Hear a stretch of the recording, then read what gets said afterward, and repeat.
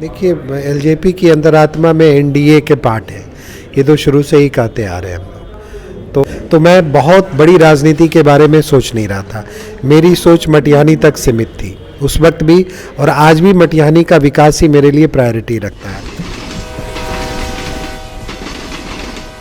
नमस्कार, मैं विष्णु नारायण द बिहार मिल के लिए पटना से।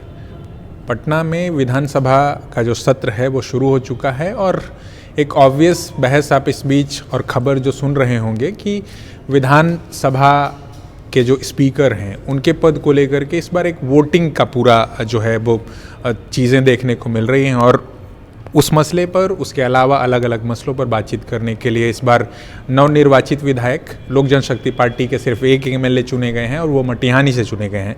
राजकुमार सिंह है हमारे साथ बातचीत करने के लिए। हमने पहले भी उनको इंटरव्यू किया था जब हम मटिहानी और बेगूसराय गए थे। तो कैसा रहा चुनाव? आप तो इस बार जीत भी गए।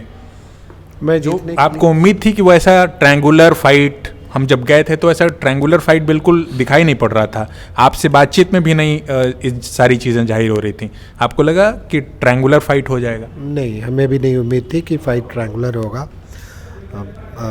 सीपीएम को हम लोग इतना एक्सपेक्ट नहीं कर रहे थे कि वो फाइट में कहीं पे भी रहेंगे, but they fought well. Begusarai तो जो कम्युनिस्टों की जो राजनीति है उस लिहाज से तो बहुत उसको फर्टाइल लैंड माना जाता है, लेनिनग्राद कहा जाता था। तो आपको कैसे नहीं लगा कि वो इस तरीके से फाइट में नहीं होंगे? देखिए, पर्टिकुलरली मटिहानी जो है वो सीपीआई का गढ़ जरूर रहा था आज से 15-16 साल पहले, लेकिन सीपीएम का वहाँ कोई आधार नहीं था। तो हम लोग को लगा कि सीपीएम के कैंडिडेट को भी हम लोग बहुत सीरियसली नहीं ले रहे थे, और मैं क्या, कोई नहीं ले रहा था, आप मीडिया वाले भी नहीं ले रहे थे। लेकिन अचानक मुझे लगता है चुनाव से 2-3 दिन पहले कुछ ज़रूर मुहिम बदला जिसमें कि उनको अच्छा वोट आया। अच्छा, एक चीज़ तब भी हमने आपसे पूछी थी, अब चूंकि विधानसभा के स्पीकर या बहुत सारे जो इंडिपेंडेंट एमएलएज या आप चूंकि जिस पार्टी से हैं उसके सिर्फ आप अकेले एमएलए चुने गए हैं, ऐसा राज्यसभा की वोटिंग में आता है या फिर इस बार विधानसभा के स्पीकर के पद पर ऐसा लग रहा है कि हालांकि वो हाँ ना में होगा मगर वोटिंग टाइप की भी चीज़ हो जाती है उसमें। तो क्या पार्टी की ओर से कोई आया है ऐसा मामला, या जो विपक्ष भी कह रहे हैं कि भाई अंतरात्मा की आवाज़ सुन करके वोट करें? आपका अभी तक का एलजेपी का सच स्टैंड क्या है? देखिए, एलजेपी की अंतरात्मा में एनडीए के पार्ट है, ये तो शुरू से ही कहते आ रहे हैं हम लोग। तो अगर अंतरात्मा की आवाज़ भी सुनेंगे तो हम लोग एनडीए के पार्ट हैं और उसी की लाइन पे वोटिंग होगी। उसी की लाइन पे वोटिंग होगी।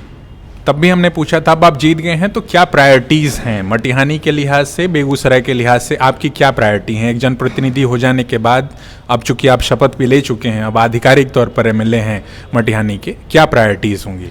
मैंने पहले भी कहा था कि मटिहानी की प्रायोरिटी में सिर्फ और सिर्फ विकास है, और विकास के हर क्षेत्र में, शिक्षा हो, स्वास्थ्य हो, युवाओं के लिए रोजगार हो, किसानों की समस्या हो, ये सारी प्रायोरिटीज़ हैं।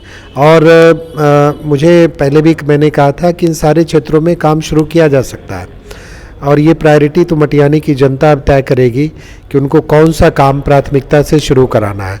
मैं तो सिर्फ उनका सेवक हूँ। मुझे जैसी प्रायोरिटी वो फिक्स करेंगे कि पहले सड़क बना दीजिए, तो मैं सड़क के क्षेत्र में कार्य करूंगा। लेकिन मेरा ये मानना है कि सभी क्षेत्रों में कार्य शुरू किया जा सकता है एक साथ भी, क्योंकि सड़क का क्षेत्र अलग है, शिक्षा का अलग है, स्वास्थ्य का अलग है, तो हम लोग सब क्षेत्रों में कार्य कर सकते हैं। अगर एलजेपी की राजनीति जैसी पहले दिखाई पड़ रही थी चुनाव के दौरान और चुनाव के बाद जो परिणाम आए, आप भले ही एक अकेले एमएलए हैं मगर ऐसा नहीं लगता कि एलजेपी की राजनीति कहीं फंस सी गई है? एनडीए में भी लेकर के उसको, या नीतीश कुमार खास तौर से जिस तरीके से उनका एक आग्रह है, और एनडीए में भी होने के बावजूद जिस तरह की खबरें लोक जनशक्ति पार्टी को आ रही हैं, बीइंग इंडिविजुअल एमएलए मुश्किल होने जा रही है आपके लिए? मैं ऐसा कुछ नहीं समझ रहा हूँ। मैं पहले भी जब आप पूछा था आपने, तो मैं बहुत बड़ी राजनीति के बारे में सोच नहीं रहा था। मेरी सोच मटिहानी तक सीमित थी उस वक्त भी, और आज भी मटिहानी का विकास ही मेरे लिए प्रायोरिटी रखता है। जहाँ तक राष्ट्रीय राजनीति की बात है या प्रदेश की राजनीति का बात है, तो ये तो हमारा जो शीर्ष नेतृत्व है वो तय करेगा कि उसे कौन सी दिशा में जाना है। तो शीर्ष नेतृत्व ने कुछ ऐसा विप टुकी विप टाइप की चीज़ तो हालांकि होगी नहीं या है भी, आप क्या पा रहे हैं? आपकी वो ऐसा कुछ आया है कि इधर ही वोट करना है, ऐसा कुछ आ गया मामला? ऐसा कुछ अभी आया नहीं है, लेकिन हम लोग एनडीए के हैं तो एनडीए के पक्ष में ही वोट होना चाहिए, ऐसा मेरा मानना है। तो ये हम एक छोटी सी बातचीत कर रहे थे, चूँकि एक फौरी तौर पर ये बातचीत है चारों तरफ, और इस ऐसे में अलग अलग घटक दलों के, अभी हमने अख्तरुल ईमान से भी बात की थी तो वो भी कह रहे हैं कि उनके घटक दलों में, हालांकि घटक दल कहने को नाम पर तो उनके पास एक बीएसपी है बची, जिसके बीएसपी के भी एक एमएलए हैं। तो यहाँ हमने वो बातचीत की एक छोटी सी, और इतना ही। द बिहार मेल के लिए आशुतोष के साथ मैं विष्णु नारायण, बहुत धन्यवाद।